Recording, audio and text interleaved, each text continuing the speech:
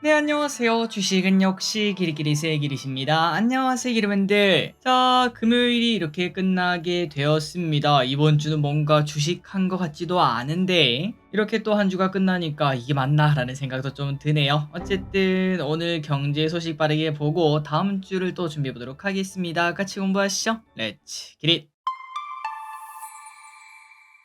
첫 번째입니다. 어제 미국 증시는 소폭 하락하고 마무리가 되었습니다. 중동 위기가 고조되면서 국제 유가가 5% 넘게 급등했고요. 증시는 당연히 약세를 보였는데요.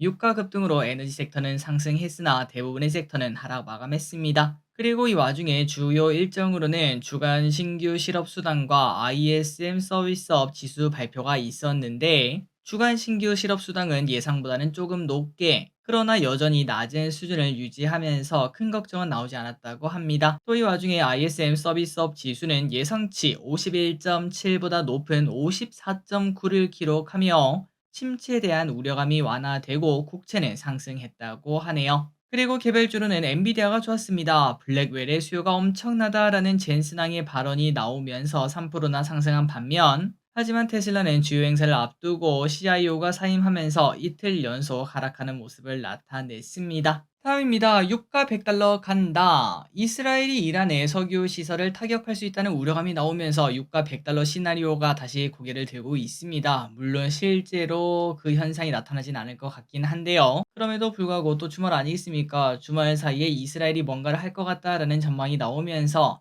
오늘 우리나라 장에서는 중앙에너비스, 흥구석유 등 유가 관련주가 급등하는 모습이 나타났습니다. 자, 참고로 지금 현재 이스라엘은 유대교 명절이 지나가고 있는데 이게 끝나는 대로 보복 수위가 결정될 것으로 보인다고 합니다. 그래서 이제 가장 안 좋은 시나리오를 한번 그려보자면은 이란의 아킬레스건이라고 말할 수 있는 석유 시설을 이스라엘이 타격하게 되고 그리고 이란은 그에 대한 보복으로 너 죽고 나 죽자라는 생각과 함께 호르무즈 해협을 봉쇄를 하게 된다면은 그렇게 되면은 국제 원유 수송량의 3분의 1이 멈출 수 있다고 합니다. 그러다 보면은 당연히 유가는 급등할 수밖에 없죠. 배럴당 10에서 최대 30달러, 그러니까 WTI가 100달러까지 갈 수 있는 그러한 시나리오도 완성될 수 있다고 합니다. 그러다 보니까 이스라엘의 보복 수위에 따라 유가 관련주가 또 왔다 갔다 하게 되고 인플레에 대한 걱정도 같이 생겨날 수밖에 없습니다. 그리고 연달아 해운도 같이 봐야겠죠.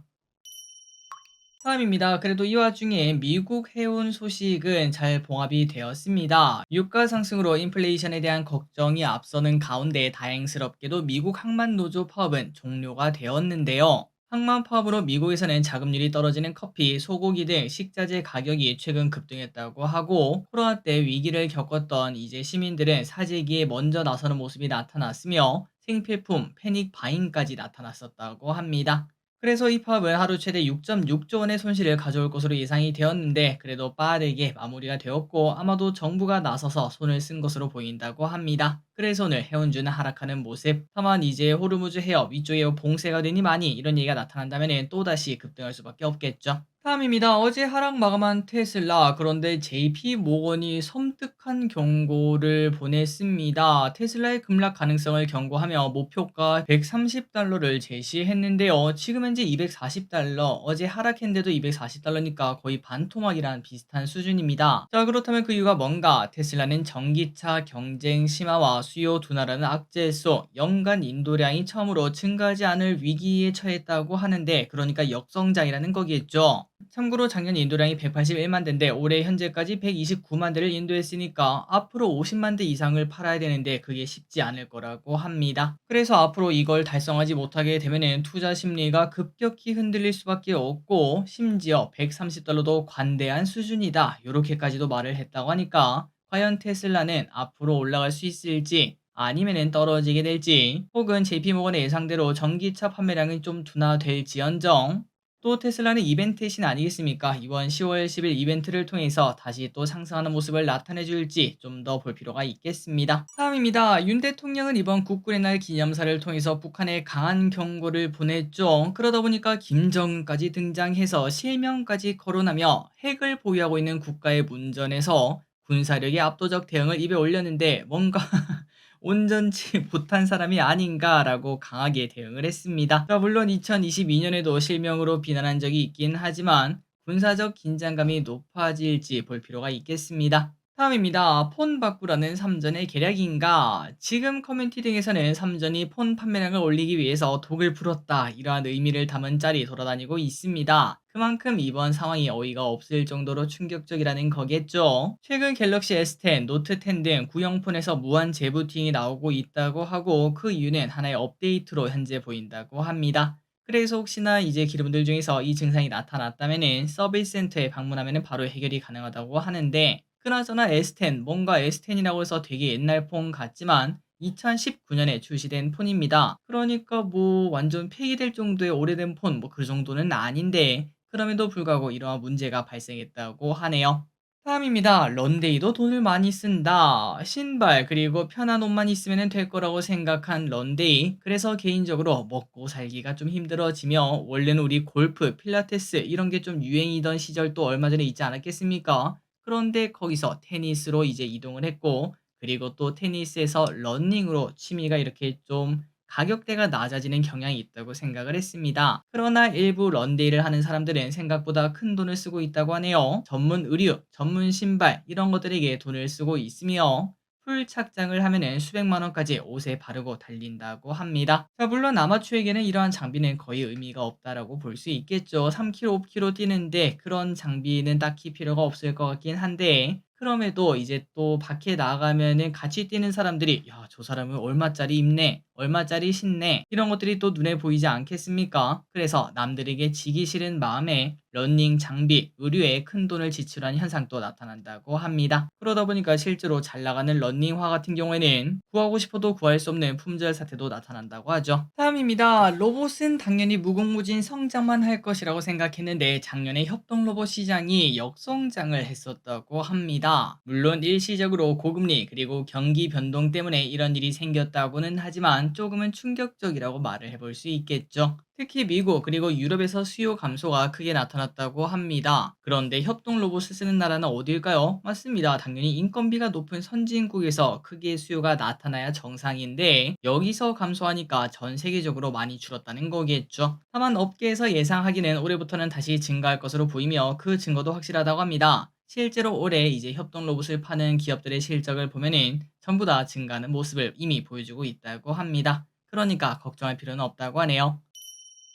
다음입니다. 52주 신고가 기업을 보도록 하겠습니다. 오늘 인스콥이라는 기업이 불기둥을 세웠습니다. 그 이유는 자회사 아피메즈 US가 FDA 3상을 진행하고 있는데, 미국에 상장할 수 있다는 이야기가 등장을 했습니다. 여기서 개발하고 있는 약은 다발성 경화증 치료제 후보 물질인 아피톡스라고 하는데, 이미 국내에서는 아피톡신이라는 이름으로 골관절염 치료제로 사용되고 있다고 합니다. 자, 그래서 오늘 이 기업은 시장의 관심을 크게 받았습니다. 다만 당연히 기업은 적자라고 하는데 어디까지 갈지 보도록 하겠습니다. 다음입니다. 증시가 안 좋은 이유가 있었네요. 자, 이제 금리 인하기가 시작이 되었는데, 그럼에도 4분기 실적 전망이 좋지 않다고 합니다. 지난달 24일 기준 증권사 3곳 이상이 실적 전망치를 제시한 기업은 총 260개 기업인데, 그들 중 108곳의 기업의 4분기 영업이익 전망이 1개월 전보다 하향되었다고 하네요. 그러니까 10개 중 4개 기업은 실적 전망이 하향되었고, 당연히 목표 주가 등 그런 것들도 하락할 수밖에 없었을 것 같습니다. 특히 삼성과 하이닉스의 영업이익이 큰 폭으로 하향 조정이 되었습니다. 최근 코스피가 왜 안 좋은지 알 수 있고, 삼전은 14.7조 원에서 13.1조 원으로,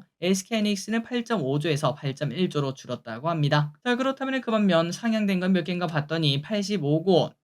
그렇게 뭐 적은 숫자는 아닌데 그래도 많이 아쉽죠. 다만 여기서 우리가 생각을 해야 될 거는, 이거 주식시장이 안 좋겠다 이렇게 생각하는 것보다는, 그렇다면 상향된 기업은 뭔가, 이 부분을 먼저 볼 필요가 있겠습니다. 이 친구들은 우상향할 가능성이 계속 높기 때문이죠. 자, 그렇다면 오늘 좋은 리포트가 나온 기업을 한번 보도록 할까요? 현대로템, 일단 왼쪽에 주봉을 보다시피 이게 바로 우상향이구나 라는 생각이 드는 차트를 만들고 있습니다. NH투자가 현대로템의 목표 주가를 6만원에서 7.7만원으로 상향 조정을 했는데요. 그래서 오늘 현대로템은 상승하는 모습이 나타났죠. 그렇다면 이렇게 상향 조정한 이유가 뭔가? 폴란드와의 K2 계약으로 실적이 상향된다고 하고요. 그래서 3분기는 지난 2분기와 비슷한 실적을 기록하겠지만, 환율이 수익성 감소 요인으로 작용하는 와중에 물량 증가로 이를 상쇄할 것으로 보인다고 합니다. 그래서 3분기 영업이익은 1,000억 정도가 될 것 같은데 작년 동기랑 비교하면은 160%나 증가한 실적이라고 하네요. 추가적으로 아직 폴란드와 2차 계약을 하지는 않았는데 연내 체결 가능성이 있다고 하고 2차 계약이 체결된다면은 내년 영업이익이 올해보다 40% 넘게 증가할 수 있다고 합니다. 자, 이런 기업이 계속 우상향할 수 있는 기업이겠죠. 현대로템의 주가 흐름을 계속 보도록 하고 그리고 APR도 보도록 하겠습니다. 뷰티 및 피부 미용기기 기업 APR의 미국 및 일본 수출이 가속화되며 중장기 성장이 지속될 것으로 보인다고 합니다. 그래서 NH투자는 38만 원의 목표가를 유지했다고 합니다. 3분기 영업이익은 컨센서스를 소폭 하회할 것으로 예상되는데 그럼에도 외형 성장은 지속될 것으로 보인다고 하며 3분기 매출 성장률을 작년이랑 비교하면 미국은 90%, 일본은 42%, 홍콩은 40%나 성장한다고 합니다.